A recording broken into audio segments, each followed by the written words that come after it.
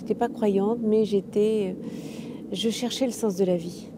Et, euh, et c'est cette quête du sens de la vie qui m'a toujours animée, qui m'a fait faire des expériences. J'ai rencontré l'astrologie et en rencontrant l'astrologie, je me suis dit j'ai trouvé. L'astrologie me permettait de comprendre mon histoire, de la décoder.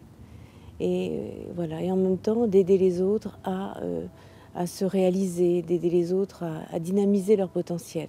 Un de mes clients un jour arrive avec une boîte de médailles de la rue du Bac et un petit livret de Catherine Labouré. Et il m'avait dédicacé en me disant elle vous fait un appel du pied.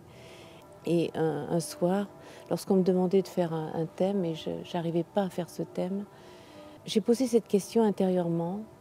Est-ce que je dois continuer dans ce sens-là et en fait, lorsque j'ai ouvert cette Bible dont je n'avais pas l'habitude de pratiquer, eh bien, j'ai reçu un texte de Isaïe, un culte qui fait horreur à Dieu. C'était vraiment des reproches que Dieu m'adressait sur ce que j'avais fait jusqu'à maintenant. Et là, j'ai compris intérieurement qu'il s'était passé quelque chose. Le lendemain matin, nous sommes allés à la messe et là, vraiment, c'était l'évangile de l'enfant prodigue. Et j'ai vraiment ressenti dans mon cœur que le Père m'ouvrait ses bras.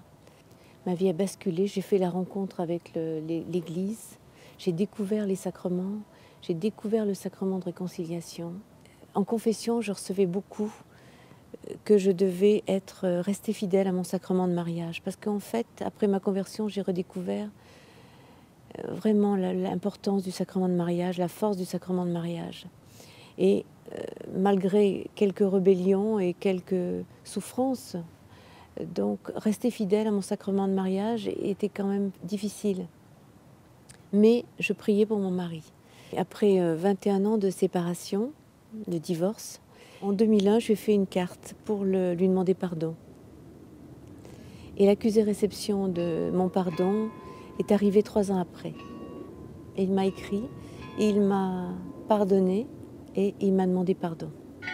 Et 1 mois après, il se convertissait. Mais c'était vraiment comme la conversion. Il était terrassé, le jeudi saint. Il y avait 30 ans qu'il ne s'était pas confessé. Et c'est par le sacrement de la confession qu'il était en larmes et qu'il a rencontré la miséricorde de Dieu. Et donc sa vie a été transformée et commençait déjà un chemin entre nous de restauration, un chemin de questionnement par rapport à notre sacrement de mariage. Et en fait, ce chemin-là, ce chemin a été un chemin pour le ciel, puisque 2 ans après, il est décédé. Et quelque temps avant, il disait « mais peut-être que je suis fait pour le bonheur au ciel ». Et en fait, il a été préparé en vue du ciel. Les rois mages, c'était des astrologues, et ils ont vu l'étoile. Et quand cette étoile qui les a amenés à la révélation, à Jésus, et quand ils ont vu Jésus, la révélation, ils sont partis par un autre chemin.